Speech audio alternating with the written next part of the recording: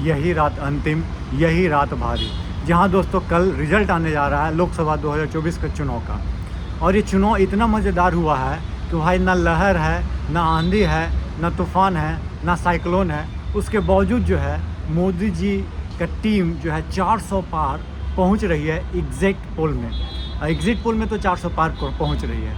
Exact पोल क्या उतना जाके सैचुरेट हो जाएगा, एग्जैक्ट पोल भी वहाँ पहुंच जाएगा। ये आने वाला क्या, बस आज रात रुक जाइए, कल पता चल जाएगा। लेकिन बात यह है कि 400 पार जो नारा दिया गया था पहले, वहाँ तक यदि बीजेपी पहुँच रही है, ये बीजेपी का इंटरनल सर्वे है या तो फिर बात कुछ और है। चर्चा इस पर भी करेंगे। दरअसल कल कांग्रेस वाले ने प्रेस कॉन्फ्रेंस किया, बोला कि 4 से 5 लाख की 10 लाख के ईवीएम गायब होने की खबर है, उसको कोई चर्चा नहीं कर रहा है। बात क्या है? और जो वोट और परसेंटेज जो था रात के 10 बजे, जिस दिन 19 तारीख का वोट और परसेंटेज अलग है, इलेक्शन कमीशन जो है वोट और परसेंटेज जो है 5-6 दिन बाद दिखा रहा है, उस 5-6% बढ़ा हुआ है तमाम फेज़ों में। चाहे फर्स्ट फेज़ देखिए, 6 फेज़ देखिए, 5 फेज़ देखिए, सभी फेज़ में यही है कि 5%, 4% वोट जो है आज के, सपोज कि 10 बजे तक आंकड़ा यदि 50 है, तो डायरेक्ट जो 10 दिन बाद या 5 दिन बाद जो आंकड़ा आ रहा है वो 55, 56, 57 तक पहुंच जा रहा है। इसके मतलब मायने क्या है ये तो इलेक्शन कमीशन ही जाने और उनकी टीम।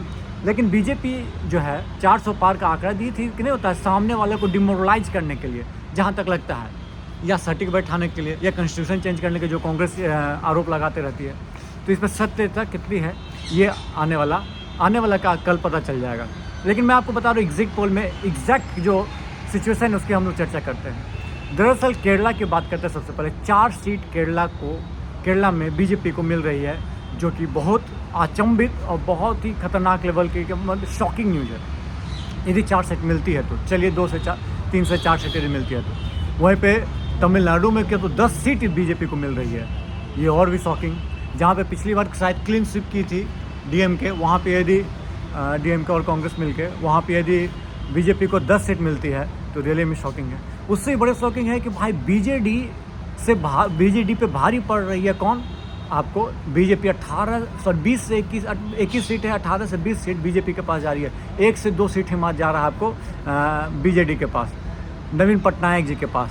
और यहाँ तक कि मोदी जी भी बोल दिए थे कि 10 तारीख जो है आने वाला जून को वहाँ के सीएम का भी चुनाव, मतलब सीएम भी हमारा रहेगा बीजेपी का। तो समझ सकते हो कितना कॉन्फिडेंस है, ओवर कॉन्फिडेंस है, ये तो आने वाला वक्त बताएगा। वहीं पर चलिए आते हैं, एक और राज्य है कर्नाटका। दरअसल कर्नाटका में क्या सीट आपको दिया जा रहा है जो मैं आपको बता दूँ। कर्नाटका में दिया जा रहा है सर 24 सीट, 23 से 24 और लड़ रही कितने पे, 25 सीट पे, शायद 25 सीट पर लड़ रही है, 25 से 26 पे। 2 या 3 जेडीएस के पास है और बोला जा रहा है कि भाई पूरा का पूरा सीट इन्हीं के पास पहुंच जाएगा, 1 सीट का हार है। यदि ऐसा होता है तो समझ सकते हो आप कितनी बड़ी चीज़ है, बहुत बड़ी चीज़ है। एकदम समझ जाइए कि एक तो ऊपर लहर जो करंट है नहीं, ये अंडर करंट है मोदी जी का क्या है, या तो फिर कुछ बात घपलेबाजी तक पहुंच गई है। ये आएगा रिजल्ट आने के बाद, यदि ये आंकड़ा पहुंचता है तो बाकायदा बहुत, ऐसा नहीं है कि आप नाराज़गी नहीं। देखिए 2019 और 2014 के चुनाव में के कारण मैं दोनों में इसमें डिफरेंस क्या है, 2014, 2019 और 2024 में डिफरेंस क्या है।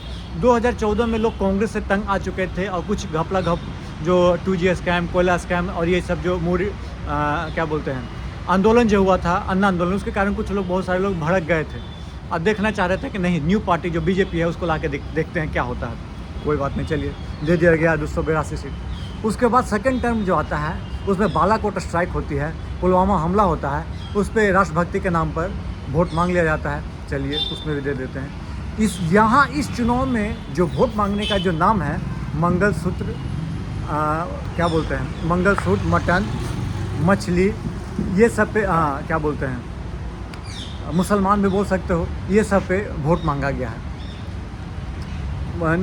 क्या बोलते हैं। और उसके बाद एक और नाम मैं भूल रहा हूँ, लिटरली मस्त एक और था, याद आएगा तो मैं आपको बता दूंगा। इस पे ना इस चीज़ पे वोट मांगा गया है। देखिए अब ये वोट मांगे गया है, कुछ भी हुआ, कल यदि बीजेपी जीतती है किसी भी सूरत में तो उनका नैरेटिव सक्सेसफुल। और जो रोज़गार की बात कर रहे थे, जो 8,500 देने की बात कर रहे थे, जो महिलाओं के खाते में 1 लाख रुपये सालाना देने की बात कर रहे थे, चाहे तमाम रोज़गार से लेकर महंगाई से लेकर किसान को MSP देने की बात कर रहे थे, यदि उनको झटका लगता है तो समझना होगा कि पार्टी चली, पार्टी ने बहुत मेहनत किया, इसमें नो डाउट। चाहे आप तेजस्वी यादव को देख लीजिए, संगठनिक रूप पे बहुत अच्छा मेहनत किया उन्होंने बिहार में। सपा पहला फेज में थोड़ा नॉर्मल थी, लेकिन जब से सेकंड फेज शुरू हुआ था तो इतना खतरनाक चुनाव लड़ी है, मतलब इतने क्या बोलते हैं उसके साथ, एनर्जी के साथ, कि आप और हम देख सकते हो कि कितना खतरनाक एनर्जेटिक थी। और खुद अखिलेश यादव जो है टिकट अपना लिए हैं, दूसरे को हटा दे, फिर अपना टिकट लेकर वहाँ से चुनाव लड़ते हैं। बहुत बड़ी चीज़ है कन्नौज से। दो चीज़ हो गया यहाँ की बात करें। हाँ, एक हरियाणा की बात किया जाए तो हरियाणा में बोला जा रहा है कि सीटों का नुकसान है ही नहीं, 1 से 2, मैक्सिमम 2 से 3 सीट, 10 सीट में 7 सीट यदि रिटेन कर रही है बीजेपी, 8 सीट रिटेन कर रही है, तो लिटरली बहुत बड़ी खबर है, बहुत खुशखबरी वाली बात होगी बीजेपी के लिए। लेकिन इसमें सत्यता कितनी है ये आने वाली समय बताने जा रहा है। तो देखिए, अब तो कल इस समय तक 2 बजे तक होते होते क्या हो जाएगा आपका, पता चल जाएगा कि सरकार किसकी बनने जा रही है। यदि इंडिया गठबंधन की, आपको क्या लगता है, इंडिया या एनडीए?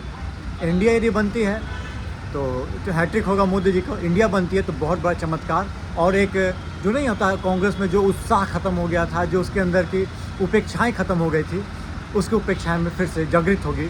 और सामने वाली टीम, चाहे वो आरजेडी हो, चाहे सपा हो, चाहे कोई भी गठबंधन हो, चाहे आम आदमी पार्टी को ही बूस्टअप मिलेगा।